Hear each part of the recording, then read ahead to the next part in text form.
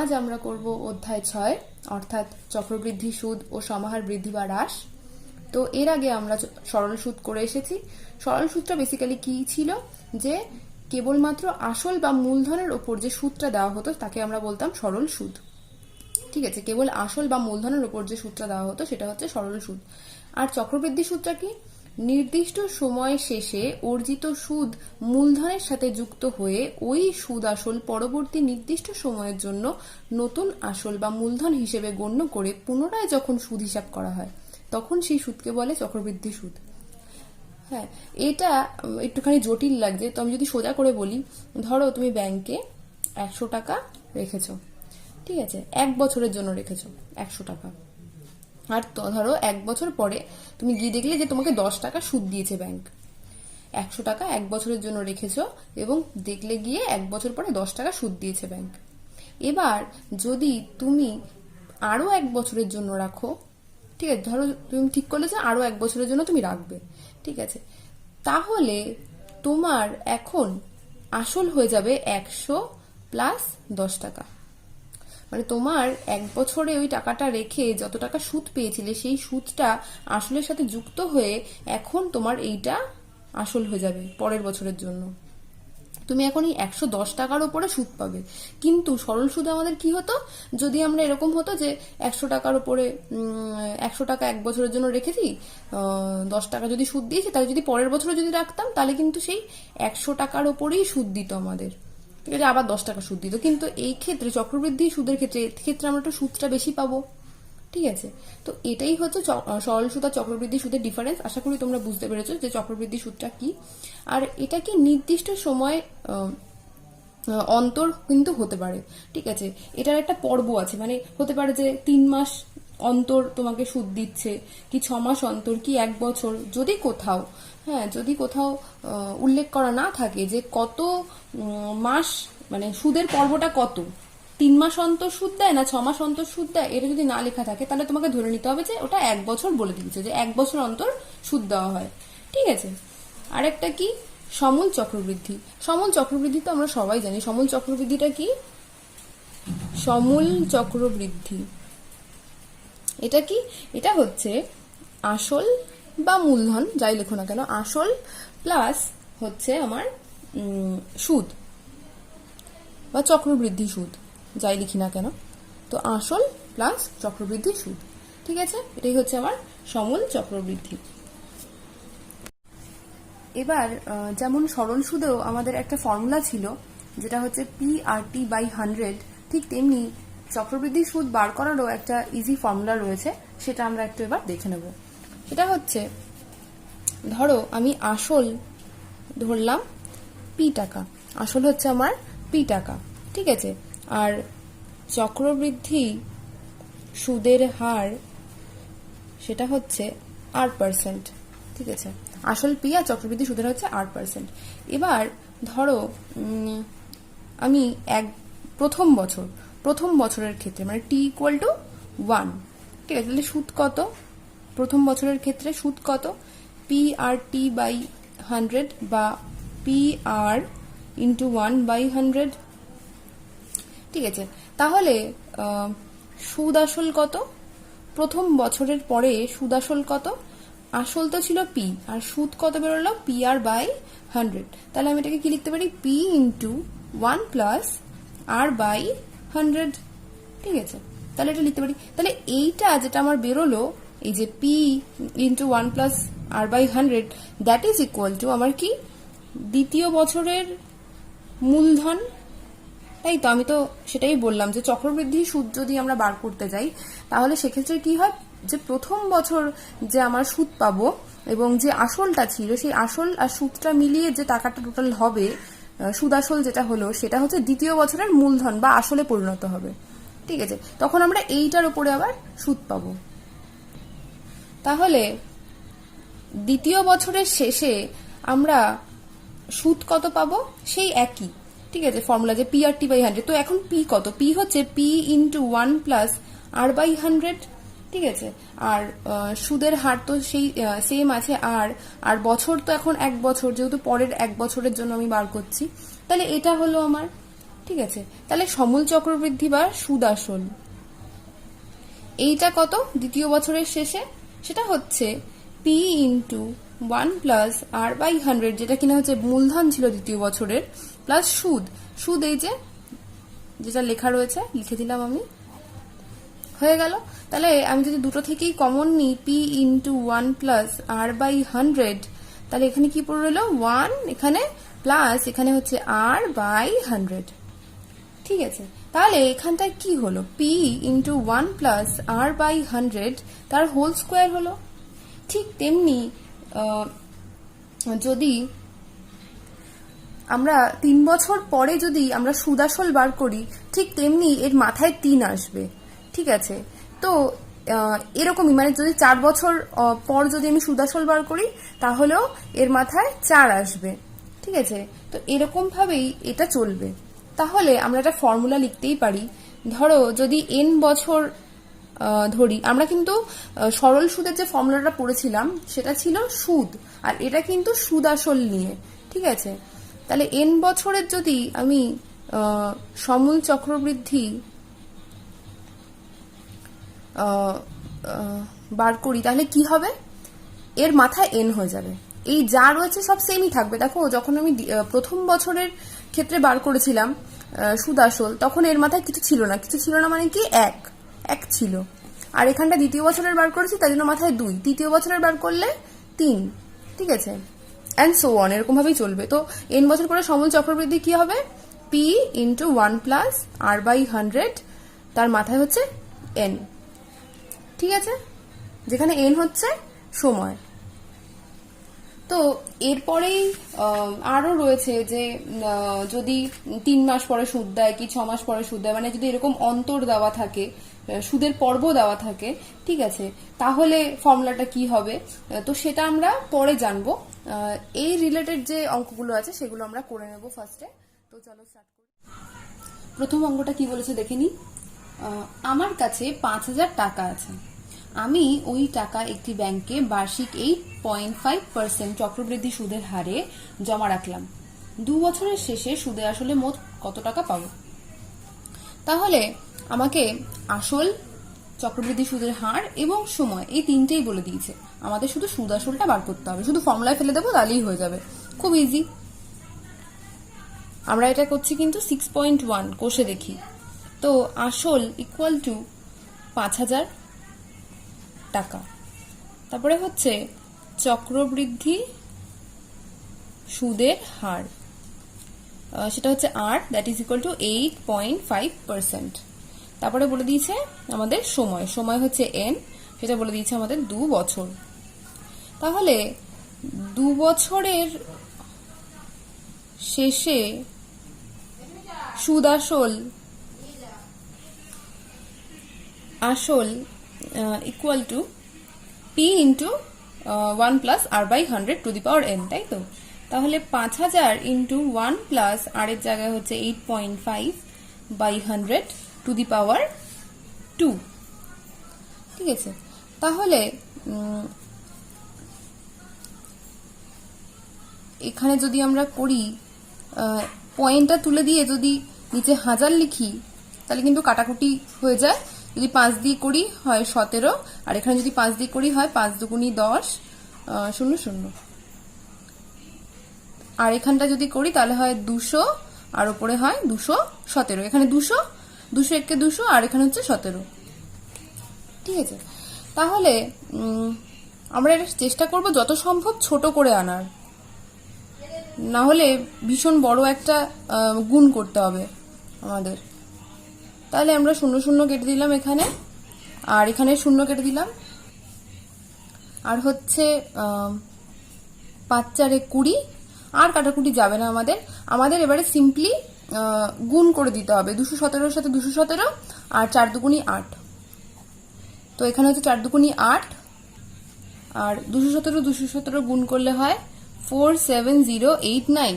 এবার এটাকে যদি তোমরা ভাগ করো তাহলে বেরোবে হচ্ছে 5,886.125। তো এটাকে তোমরা 125 না লিখে তোমরা 13ও লিখতে পারো, তো এখানে পাশে লিখে দেবে প্রায়। তাহলে আমাদের কত টাকা বেরোলো? 5886.13। তাহলে উত্তরটা তোমরা লিখে নেবে। তো দুয়েরটা দেখো কি বলছে। বলছে যে 5000 টাকার বার্ষিক 8% চক্রবৃদ্ধি সুদের হারে 3 বছরের সমূল চক্রবৃদ্ধি কত হবে? ওই সমূল চক্রবৃদ্ধি হচ্ছে সুদ আসলও তাই, তো ঠিক আগেরটার মতনই। তাহলে আমরা লিখে নেব যে আসল পি ইকুয়াল টু হচ্ছে আমাকে বলে দিয়েছে 5000 টাকা। এবার চক্রবৃদ্ধি সুদ, সুদের হার, চক্রবৃদ্ধি সুদের হার আর ইকুয়াল টু আমাকে বলে দিয়েছে 8%, আর সময় এন ইকুয়াল টু আমাকে বলে দিয়েছে 3 বছর। তাহলে আমি কি লিখবো? 3 বছরের সমূল চক্রবৃদ্ধি ইকুয়াল টু হচ্ছে পি, পি মানে হচ্ছে 5000 ইন্টু 1 প্লাস আর হচ্ছে 8 আর এন হচ্ছে 3, তাহলে এত টাকা। ঠিক আছে,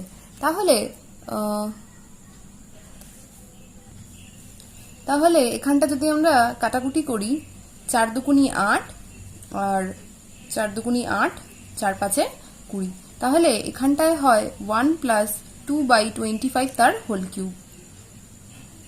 তাহলে এখানটায় হয় 25 নিচে আর উপরে হচ্ছে 27, 25 প্লাস 2 27, 27/25, এখানে 27/25, এখানেও তাই।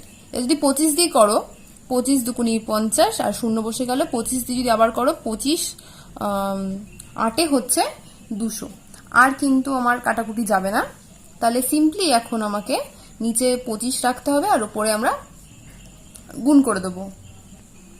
আর এটা গুণ করলে হয় মানে 3টে 27 আর 8 দিয়ে যদি গুণ করি তাহলে হয় 157464, আর যদি ভাগ করো 25 দিয়ে এটাকে তাহলে বেরোবে 6298.56।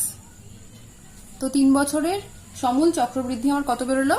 6298.56 টাকা। ঠিক আছে, এবার 3 অঙ্কটা কি বলছে দেখো, যে গৌতম বাবু 2000 টাকা বার্ষিক 6% চক্রবৃদ্ধি সুদের হারে 2 বছরের জন্য ধার নিয়েছেন। 2 বছর পরে তিনি কত টাকা চক্রবৃদ্ধি সুদ দেবেন? তো এক্ষেত্রে আমাদের সুদটা বার করতে বলেছে, তাহলে আমাদের আগে সমূল চক্রবৃদ্ধিটা বার করে নিতে হবে। সমূল চক্রবৃদ্ধিটা বার করে নিতে হবে, সেখান থেকে আমাকে আসলটা বিয়োগ করতে হবে। তো চলো করি।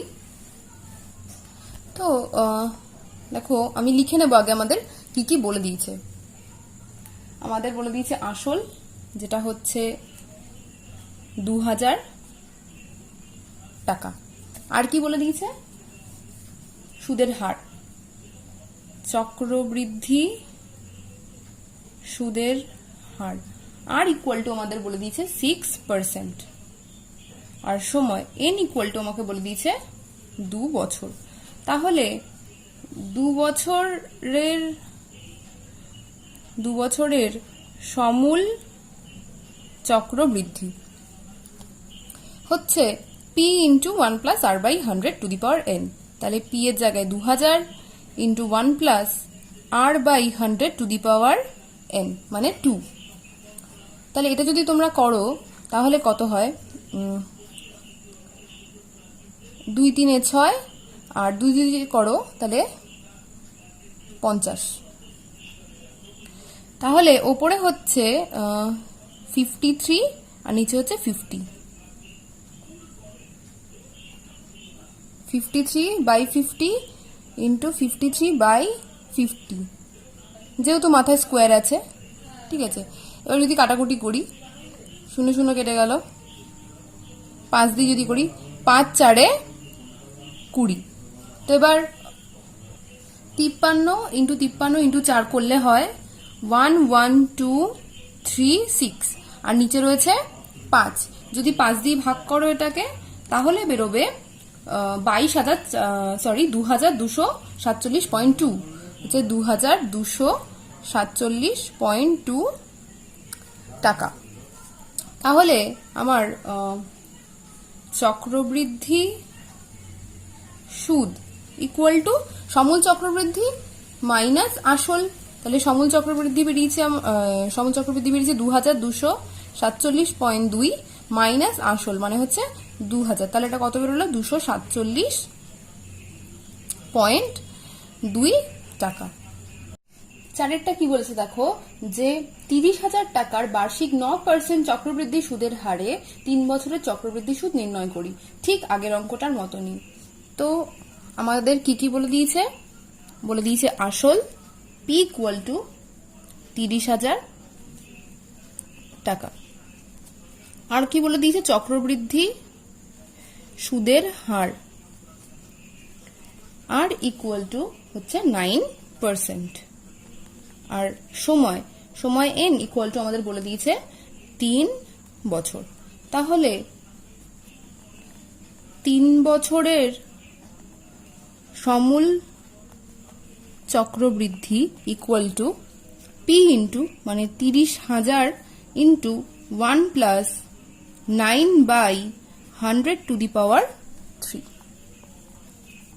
এবার যদি আমরা এটা করি তাহলে ওপরে হয়, কাটাকুটি তো যাবে না, তো ওপরে হয় 109, 100 কে 100 আর ওপরে 9 রয়েছে, 9 তো আগে থেকেই ছিল। এবার এটাকে জাস্ট ভেঙে দেব আমরা, যতটা সম্ভব ছোট করে আনা যায়। এবার 0 0 কেটে দিলাম, আর এখান দিয়ে আর কিন্তু কাটাকুটি যাবে না, তাহলে আমাকে এখানে সিম্পলি কিন্তু গুণ করে দিতে হবে।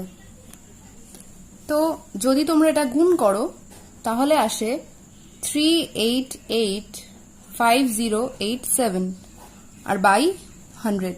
এই গুণগুলো কিন্তু খুব কেয়ারফুলি করবে, না হলে ভুল হয়ে যাবে। তো দেখো 100 রয়েছে নিচে, তাহলে দুটো সংখ্যার আগে পয়েন্ট বসে যাবে। এত টাকা। তাহলে সুতরাং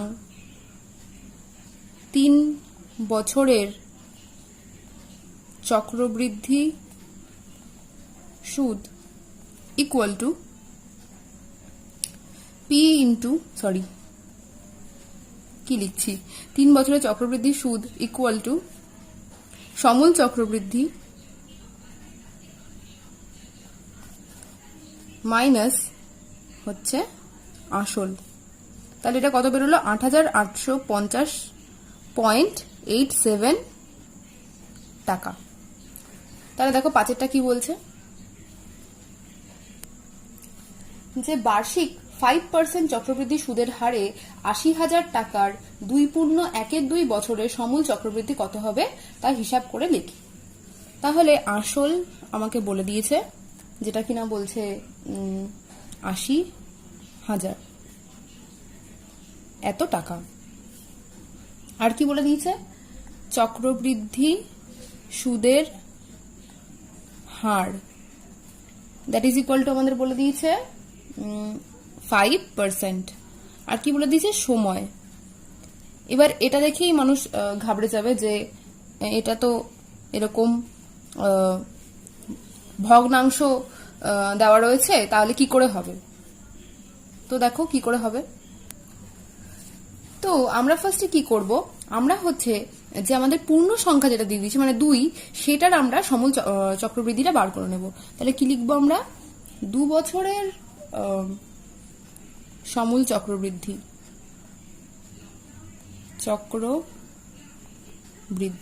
তাহলে এটা কত? এটা হচ্ছে পি হচ্ছে 80,000 আর 1 প্লাস 5/100 আর মাথায় হচ্ছে 2, এত টাকা। তাহলে এটা আমরা বার করে নিই। তাহলে এটা কত হয়? 5 দিয়ে যদি করি তাহলে উপরে হচ্ছে 21 আর নিচে হচ্ছে 20। তাহলে এটাকে ভেঙে লিখলাম। এবার এখানে 0 0 কেটে গেল। এবার 2 দিয়ে যদি করি, 2 4 8 আর 0 0 আর 2 দিয়ে যদি ভাগ করি তাহলে হচ্ছে 200। তাহলে 21 গুণ করলে হয় 441, আর 441 এর সাথে যদি 200 গুণ করো তাহলে হয় 8,000 88,200। তাহলে এত টাকা আমার বেরিয়ে গেল 2 বছরের সমূল চক্রবৃদ্ধি। তাহলে আমার 2 বছরের শেষে মূলধন এটাই, তাই তো? 2 বছরের শেষে মূলধন তো এটাই আমার।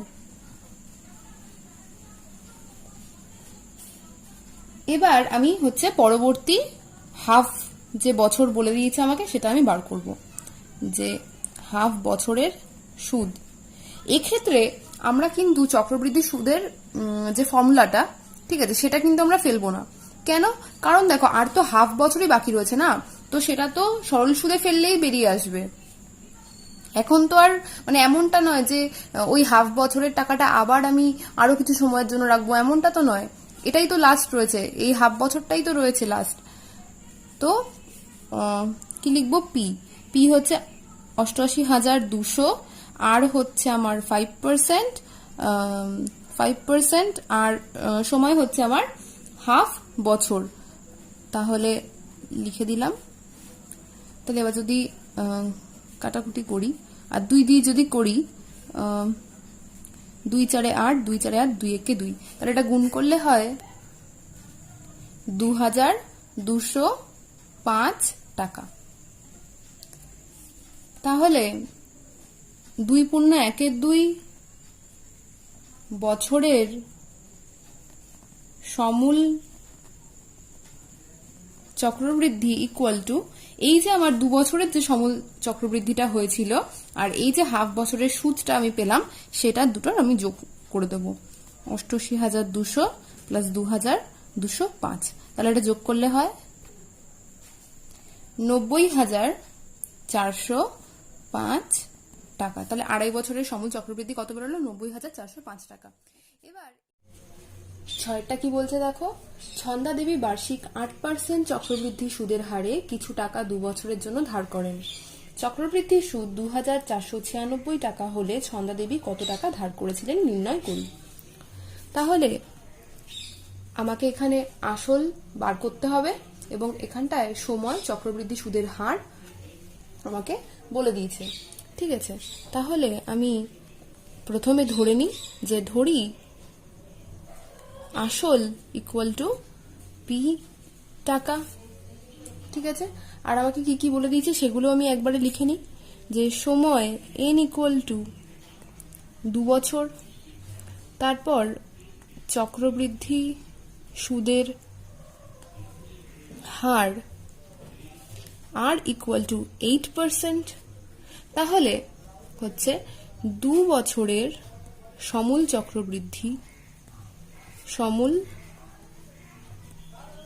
চক্রবৃদ্ধি কত? ফর্মুলায় ফেলে দেবো। তাহলে P into 1 plus R by 100 তার হোল স্কোয়ার, ঠিক আছে। তাহলে 2 বছরের চক্রবৃদ্ধি সুদ ইকুয়াল টু কত? সমূল চক্রবৃদ্ধি মাইনাস আসল, তাহলে পি ইন্টু 1 প্লাস 8/100 তার whole square minus P, that is equal to কি লেখা যায়? পি ইন্টু 1 প্লাস 8/100 তার হোল স্কোয়ার মাইনাস 1। তাহলে এত কি টাকা, ঠিক আছে। তাহলে আমাকে এই চক্রবৃদ্ধি সুদটাই তো আমাকে বলে দিয়েছে, তাই না? প্রশ্নে তো আমাকে চক্রবৃদ্ধি সুদটা বলে দিয়েছে। তাহলে শর্তানুসারে এই যেটা আমরা বার করেছি, পি ইন্টু 1 প্লাস 8/100 তার whole square minus 1, that is equal to, আমাকে অঙ্কে কি বলেছি? 2,496, ঠিক আছে। এবার তাহলে যদি আমরা ক্যালকুলেশন করি, তাহলে এখানটা কি হয়? কাটাকুটি করলে 4 দুগুণি 8 আর 4 দুগুণি 8, 4 5 20। তো উপরে হচ্ছে 25 একে 25 আর 2 এ 27 বাই 25 তার হোল স্কোয়ার মাইনাস 1, ঠিক আছে। আর এখানটায় যদি আমি করি তাহলে কি হয়? 25 স্কোয়ার হচ্ছে লসাগু, আর 27 স্কোয়ার মাইনাস 25 স্কোয়ার, আমরা এখানটায় একবারেও করে নিতে পারি 27 স্কোয়ার বাই 25 স্কোয়ার কত হয়, তারপরে বিয়োগ করে দিলাম, কিন্তু আমরা এটাকে a স্কোয়ার মাইনাস বি স্কোয়ারের ফর্মুলায় ফেলবো, যেমন খুশি যেটা সহজ মনে হয় সেটাই করবে। তো 27 প্লাস 25, এই লাইনটা না লিখলেও হবে, একবারে যদি দাও তোমরা তাহলেও হবে 27 minus 25 a plus B into A minus B, আর নিচে তো 25 স্কোয়ার, দ্যাট মিনস 625। ঠিক আছে, তাহলে যদি এটা করি কত হয়, 27 প্লাস 25 করলে 52, আর 27 মাইনাস 25 করলে 2 বাই 625। তাহলে এটা যদি তোমরা মানে এটা যেমন আছে সেটাকে যদি এদিকে নিয়ে আসো তাহলে হবে ইন্টু 625, আর নিচে হচ্ছে কত 52 ইন্টু 2। তাহলে যদি কাটাকুটি করো তাহলে হচ্ছে, যদি 52 দিয়ে করি তাহলে হয় 48, আর যদি 2 দিয়ে কাটি তাহলে হয় 24। তাহলে 24 ইন্টু 625 করলে হয় হচ্ছে 15,000 টাকা। তাহলে ছন্দা দেবী কত টাকা ধার করেছিলেন? ছন্দা দেবী ধার করেছিলেন 15,000 টাকা। তাহলে সাতেরটা কি বলছে দেখি, যে বার্ষিক 10% চক্রবৃদ্ধির হার সুদে কোন আসলে 3 বছরের চক্রবৃদ্ধি সুদ 2,648 হবে তা হিসাব করে লিখি। তাহলে এক্ষেত্রেও দেখো আমাদের সময় বলে দিয়েছে, আমাদের চক্রবৃদ্ধি সুদটা বলে দিয়েছে, আর ওদিক দিয়ে সুদের হার বলে দিয়েছে, ঠিক আগেরটার মতনই। তাহলে চলো করে ফেলি। কি বলছে, যে আসলটা বার করতে হবে। তাহলে আমি আসল ইকুয়াল টু লিখে নিই ফার্স্টে, যে আসল হচ্ছে পি টাকা, তারপরে কি সময়, একদম সেম টু সেম আগেরটার মতনই 3 বছর, তারপর কি চক্রবৃদ্ধি সুদের হার, আর ইকুয়াল টু কত বলে দিয়েছে আমাকে, যে 10%। তাহলে 3 বছরের সমূল চক্রবৃদ্ধি ইকুয়াল টু সেই একই পি ইন্টু 1 প্লাস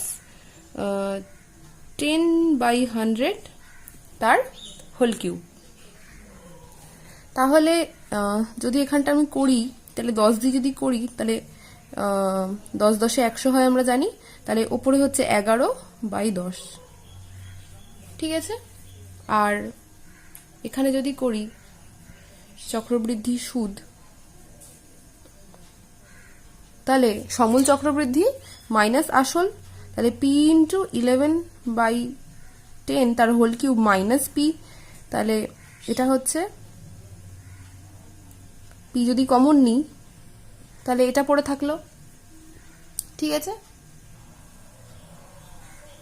তাহলে এখানটায় শর্তানুসারে যেটা আমরা বার করলাম, আমাকে তো সেটা বলে দিয়েছে প্রশ্নে যে 2,648, তাই তো। তাহলে আমরা লিখে নিই। আচ্ছা, একবারে যদি আমি লিখে দিই এখানটায় 11 কিউব মানে হচ্ছে 1,331, আর এখানে হচ্ছে 10 কিউব হচ্ছে 1000। ঠিক আছে, তাহলে এইটা ইকুয়াল টু আমাকে কত বলে দিয়েছে, 2,648। তাহলে পি ইন্টু 1000 হচ্ছে লসাগু, আর 1,331 মাইনাস 1000। ঠিক আছে, তাহলে বা পি ইন্টু, তাহলে উপরে হচ্ছে 331, যদি মানে এটা গুণ আছে এদিকে গেলে ভাগ হয়ে যাবে, তাহলে এটা হবে 1000/331। তাহলে যদি কাটাকুটি করি তাহলে 331 দিয়ে যায় একবারে 8, তাহলে হলো 8 ইন্টু 1000 মানে 8,000 টাকা। ঠিক আছে, তাহলে উত্তরটা কি হবে, যে 10% চক্রবৃদ্ধির হার সুদে হচ্ছে 8,000 টাকার হচ্ছে 3 বছরের চক্রবৃদ্ধি সুদ 2,648 টাকা হবে।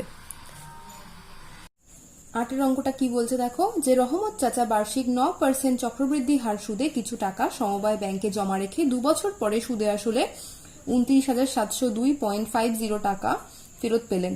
রহমত চাচা কত সময়ে সমবায় ব্যাংকে জমা রেখেছিলেন নির্ণয় করি।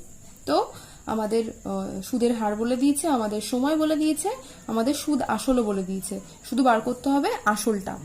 ঠিক আছে, তাহলে আমি কি লিখব, যে ধরি আসল ইকুয়াল টু হচ্ছে পি টাকা, আর চক্রবৃদ্ধি সুদের হার হচ্ছে 9%, সময় হচ্ছে 2 বছর।